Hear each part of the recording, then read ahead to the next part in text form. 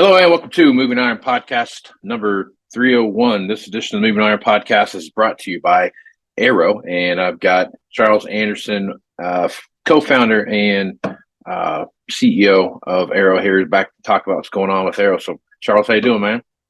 Good morning. Happy Halloween. Yeah, no kidding. It's scary out there today. Do you have tell me you have a costume and you're going trick-or-treating. Well, don't tell me if you're going trick-or-treating, but do you have a costume?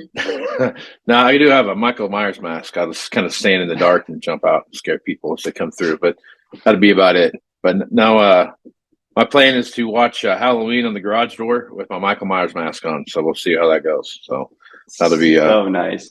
That'll be a fun Halloween trip there for everyone that comes through, I guess. In my neighborhood, it's all over TikTok. A lot of kids are getting the bush costumes where they pretend like they're a bush and they squat down and someone walks by and they jump up, and I don't know why that always makes me laugh.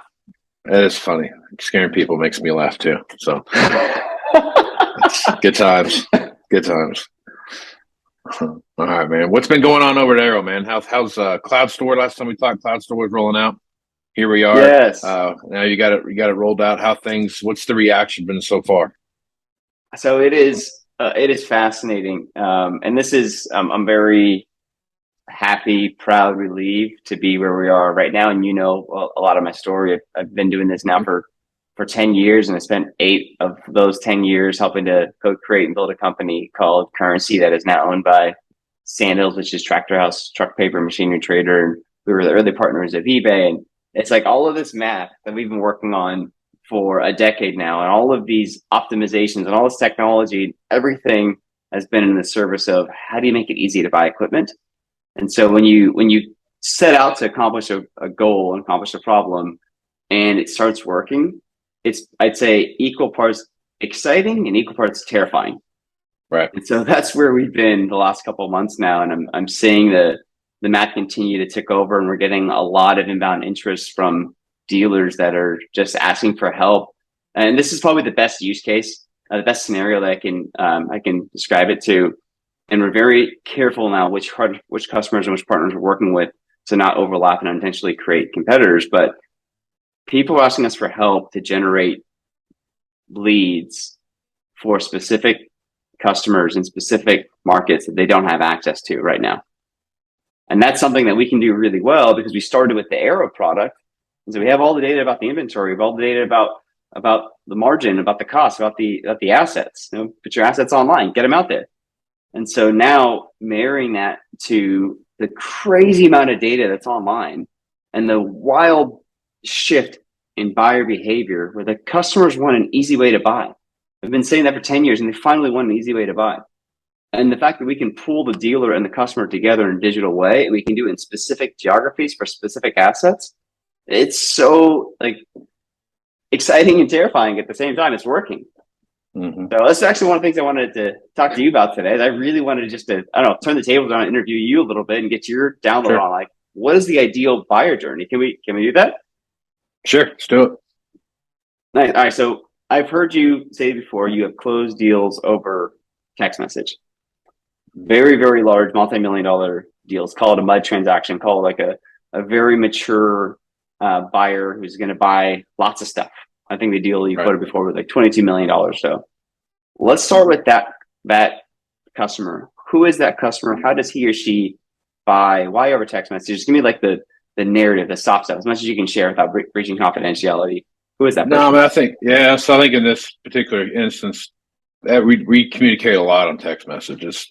The only time I really ever call on that deal, I mean, don't get me wrong, that leading up to that text message of, I'll take it with the close and all that, there were phone calls and office visits and those things all kind of laying that groundwork to start with, but ironing out the final details and those kind of things, the deal that was primarily done over a course of probably 3 or 4 or 5 days of just text messages and back and forth and what that looked like. As you look at how a lot of customers do anymore, I mean, there's this high, likelihood to think that because a customer is a certain age, they don't want to talk to you over text message, Mm-hmm. some cases that's true, some cases it's not. But more and more customers that I work with and that my sales team work with are really liking the idea of using text message, because the text message to me is it's an easy way to have a conversation with somebody, because you can answer it immediately. I don't have to stop what I'm doing to talk on the phone. I can answer if I need to, or I can let it sit there, and then when I'm stopped someplace, it's like a more convenient way to do email, I guess is the best way to put it. In a lot of ways, it's, email to me, and I think a lot of customers I work with, they look at an email as, I get back to my email when I get back to my email. No big deal. All the studies out there show that from a marketing perspective, if you send a text message out there, it's like 75% of the people open it. You send an email out, and if you get 14% of the people to open that email, you did a good job, and so it just kind of shows you where it's at. And I think that communication via text message has grown, especially with the customer we're working with, because it's not, don't get me wrong, I'm not sitting there telling you that I'm going to go step by step over text message and have that conversation with the customer from start to finish all over text message, but a big majority of that conversation is over text message, and it's becoming more and more prevalent year over year over year, especially as we look at how many different directions people are being pulled and how much technology is playing into what they do for their day-to-day operation. Now, if you had to answer that same question from the buyer's perspective, not from your sales team perspective, not from your perspective, why do you think that the buyer would prefer to text? Because they're voting with their time and their response rates that they would rather text than respond to an email. What is it about texting from the buyer's point of view, why they do that more often, you think? I think it's just a societal thing. I mean, I'd much rather, me personally, Casey Seymour, just in my day-to-day life, I'd much rather text you than call you. If I do call you, it's something important, I really need to get an answer right away. But it's I think everything that we do anymore is so text message driven, that it's just more of a societal norm than it is out of convenience. And I think anything else, I don't know that anyone can sit there and tell you that I just prefer using text message, other than that's how I function in my everyday life. Outside of that, with everything I do is text message. Was there a tipping point? Because texting has been around for a long time, but I agree with you. All the math would suggest that texting is now, and personally, I'd much rather text than have another email to get to. Right. And I know Apple still hasn't really figured out a good unread pinning system. It's still not great. If I have a message that I can't respond to right away, maybe that's part of why I respond so fast, because I know it's lost if I don't get to it right away. But for our industry, for our growers, why do you think they have shifted specifically the texting in the last 3 to 4 years to me? Convenience. If I have one bar on my phone, I can still text you. If I can't call you. You know what I mean? True. So I mean, I think some of that. That's when I'm out in the country, I text, because I don't have the reception that I have when I'm in town, right? So there's a lot of places where I can get a text message through that I can't get a call through. So I use that as a way of communication. I think it's a tangent, but has Starlink hit your neighborhoods yet? No, not yet. SpaceX internet thing? Not yet. I think you can get it.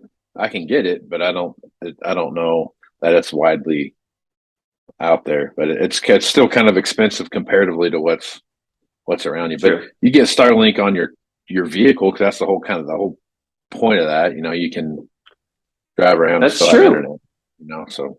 Sorry, I interrupted you. So you got one bar, you can still text, but you can't call. I'd never thought about that. That's a really good point. Yeah. So that's one reason I think that's there. It's just, I just think the convenience of having that conversation when you want to have it.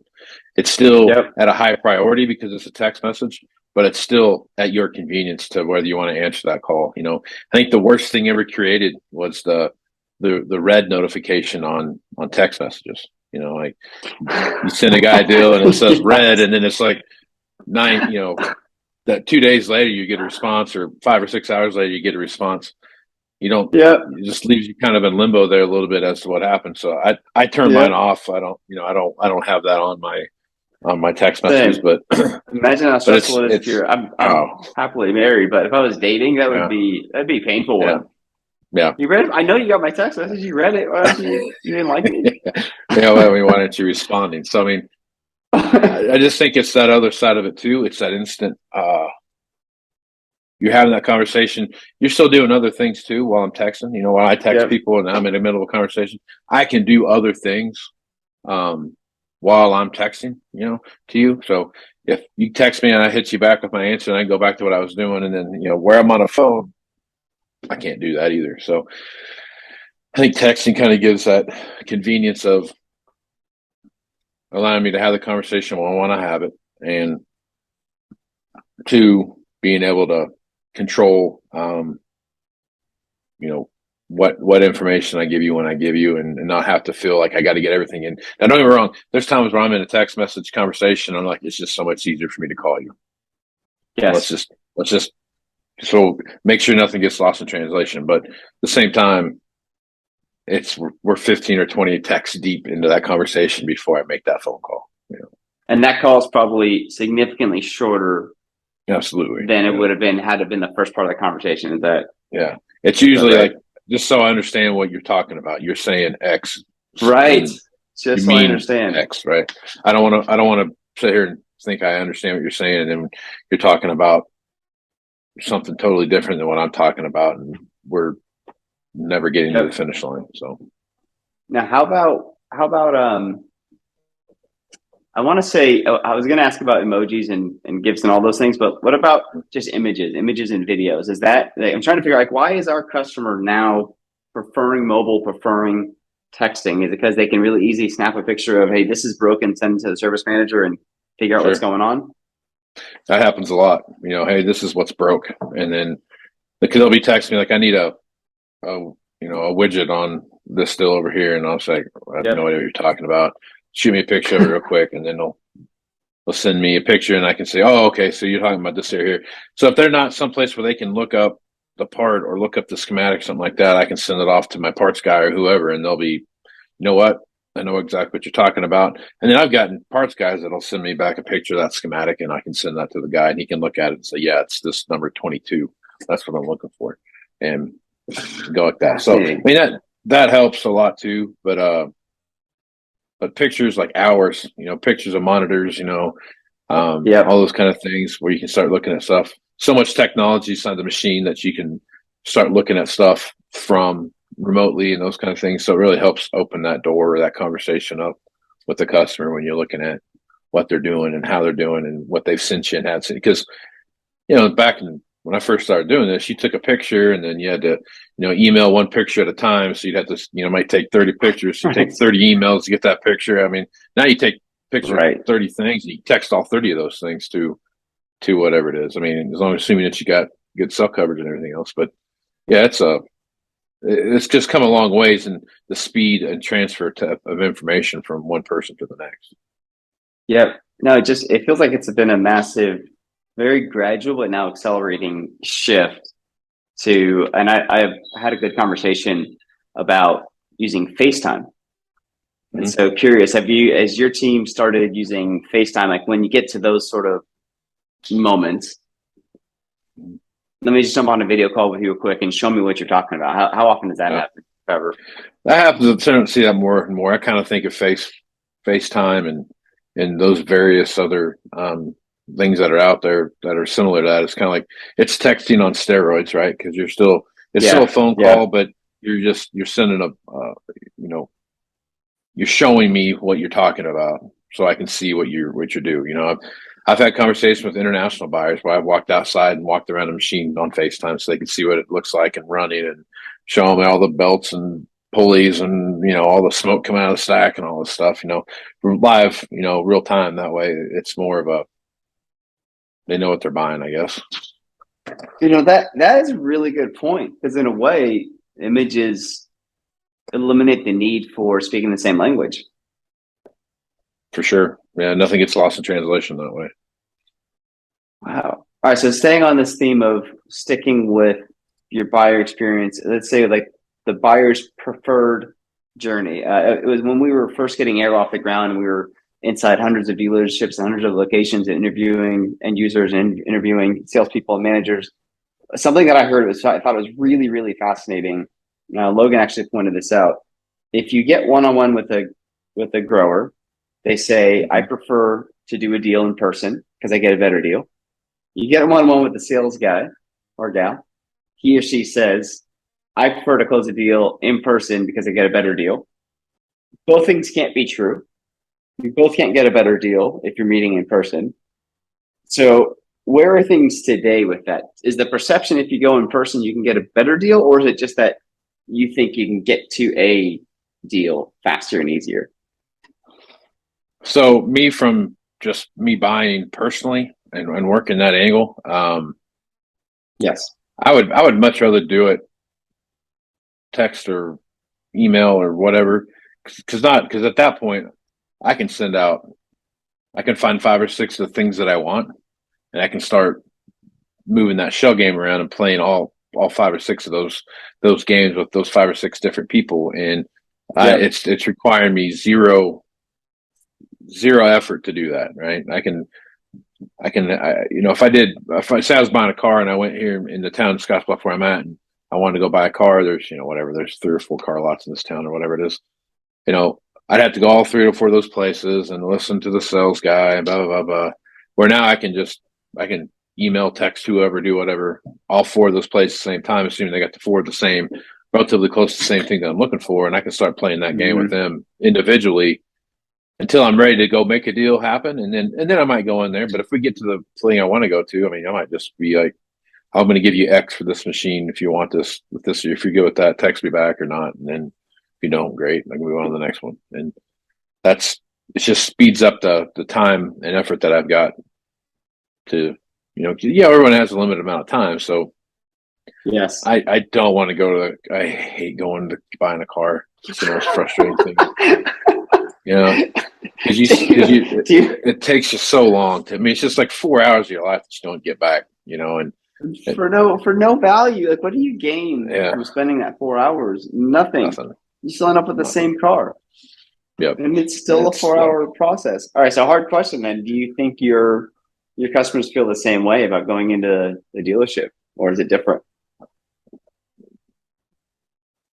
I think it's probably a 50-50 mix. I think some guys, I think it depends on who you're talking to. Going to town and going to get parts and going to get those kind of things at the dealership have been a staple part of any farm for forever. Right. Yep. I don't know.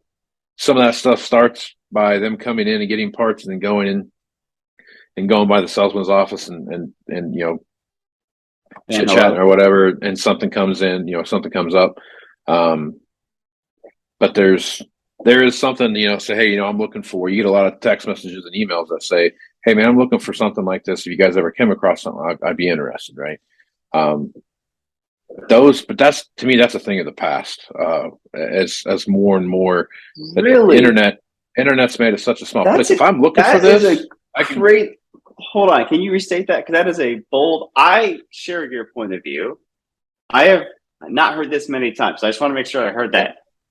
Well, I just think, I don't know that like tomorrow's become obsolete, but over the course of time, if I'm doing something, if I'm harvesting or if I'm planting seeds or something like that, or I'm just sitting at home or in the office doing some things, and it comes to me that I need to get a new 9-shank ripper or something like that, I don't know why my first call would be to my local dealership to see what they have, but at the same time, I'm also out scouting around to see what's out there. That's just part of it. So I think knowing what that looks like. How are you going to scout? I have a strong opinion on this, if you can't tell, but in that moment, you need new rippers. Is that what you said? Yeah. You're going to scout that asset, that product.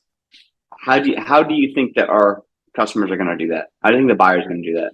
Their first step. Well, I think they're going to go look at what they see on the internet and those kind of things. And I think they're going to start weighing, the biggest thing when it comes to anything on the internet is the cost of freight, right? And that's a big thing. And it's getting to be a bigger deal now than it had been in the past. But if you're looking at a $350,000 combine and it costs you $5,000 to get it here. I mean, really, what's the big deal, right? But when you're looking at a piece of tillage, like a ripper or a disc or something like that, it might cost you $10,000 to get it here, and you're buying a $50,000 whatever. So I mean, at that point, you're like, it's too much. I don't know, juice worth the squeeze there type of thing. But I don't expect there is still a generational gap in my opinion when you look at who's looking at the internet and who's not looking at the internet, and then how much are they playing that into that. I still think that's an older, younger generation thing that you're going to see there. But I think at the end of the day, if you have that piece on the lot, you're going to sell. But to me, being engaged with your customers enough to know what they're looking for and what they're not looking for, 100%, that's really going to become a bigger deal. Really, when you're talking with them, you're talking like, first year comes around or whatever, and hey, what does your wish list look like this year? If you could replace any 5 pieces on the farm, what would that be? And why? I mean, those kind of questions and that kind of pre-planning is going to become a bigger part of the system, because if I know I need something, and I'm going to go look for it, I'm going to be a little more proactive, and I'm not going to wait for my whatever to come by. If I'm in passing, like, hey, I'm interested in X, if you got one, let me know. Or how hard would it be to find something like this? Those kind of conversations start coming up, which more than likely that customer probably already knows how hard it is to find whatever it is that they're asking for. Yes.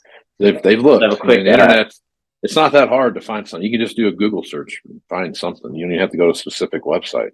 I'm glad you got there. That's exactly what I was going to flag or ask about next. So in 2018, we launched a partnership with eBay Motors. eBay Motors is probably the world's largest aggregation of used vehicles out there on the market, both commercial vehicles, so box truck, long haul trucks, tractor trailer stuff, and then also consumer cars. And so we had the benefit of hundreds of thousands of people looking to buy stuff and looking to buy cars, vehicles, and looking to finance them, which was our former business model. And I'll never forget that it happened in like 60 days. The traffic went from 80% desktop to 80% mobile. And it took me years to figure out what happened. And it turns out that eBay optimized their site for mobile. And what was happening before is people were going on mobile search and it was failing, and then they were going to desktop. And so I wonder how much of what you're saying is tied to how easy it is to search what you're looking for over mobile.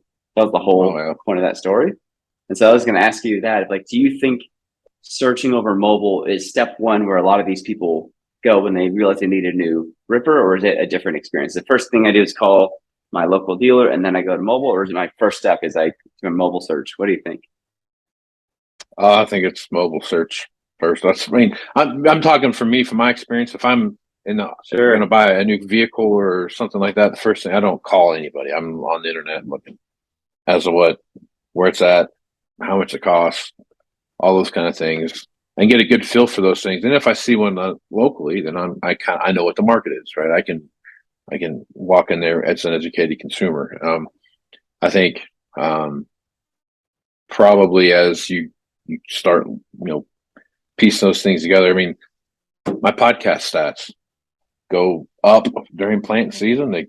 They start to track off a little bit down towards the after planting season's done, and they kind of start spiking back up as people start getting back in tractors for harvest and everything else. I mean, you can see a double hump just like any other industry. There's always a double hump in anything that you do. I mean, it's not flat across the board. So I mean, it tells me that when people are working in a tractor somewhere and they're listening to my podcast, they're using the internet right now. They could just have my phone on Bluetooth and their phone on Bluetooth and just listen, and that's all they're doing. But I bet you if you look at any of these websites, that there's a spike during specific times of the year, and they all coordinate around planting and harvest and all those other things that come into play.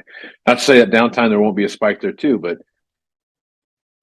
you're monitoring monitors in the machine anymore, right? And you got to pay attention to what's going on around you, but you still at the same time there's times that you can look at stuff and be diligent with your time, for sure. So interesting. I in our next conversation, I really want to talk about financing and the financing process. Interest rates are so much higher than they were a year ago or 2 years ago. Yep. And I think that how we approach financing is going to change. And I would love to get your point of view of that. Do you think leasing is going to come back with a vengeance? Do you think it's going to be more cash buyers? Do you think there's going to be less demand? So I'd love to talk about that next time if we can, but really fascinating to hear you unpack how the buyers are moving towards texting, why they're moving towards texting, at least your point of view on how images and videos are now playing a crucial part and how easy it is to communicate that way. So I really share your point of view that the market is moving really fast towards a more agnostic whole goods purchase and a more nuanced parts and service experience that is more in person and traditional. Yeah.